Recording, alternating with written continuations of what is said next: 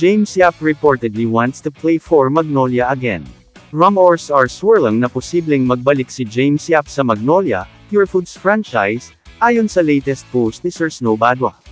Solid pa rin ang suporta ng fans at tila open din ang Magnolia, para sa pagbabalik ng kanilang franchise legend. Umiikot ang mga alingaw-ngaw na si James Yap ay nasa malalim na pakikipag-usap sa Magnolia Hotshots, para sa potensyal na pagbabalik sa susunod na season. Sinasabi ng mga mapagkukunan na ang parehong partido, ay sabik na gawin ang muling pagsasama, na may mga detalye ng kontrata na tinatalakay na.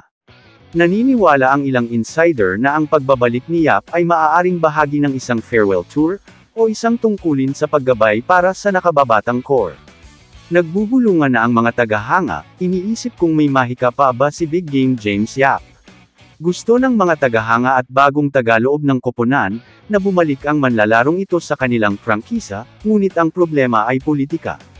Ang tao ay nauugnay sa isang grupo ng mga politiko, na hindi suportado ng pamamahala ng koponan.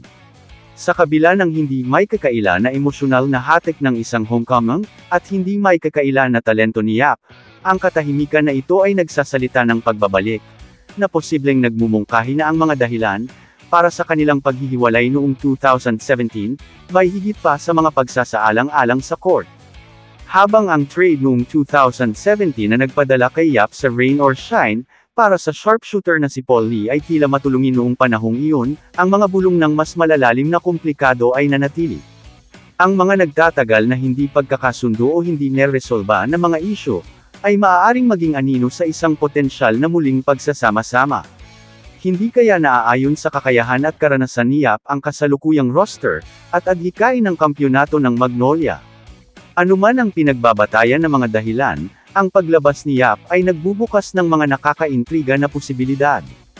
Maraming mga koponan ang maaaring makinabang mula sa kanyang veteranong pamumuno, at husay sa pagmamarka. Kamusta mga idol?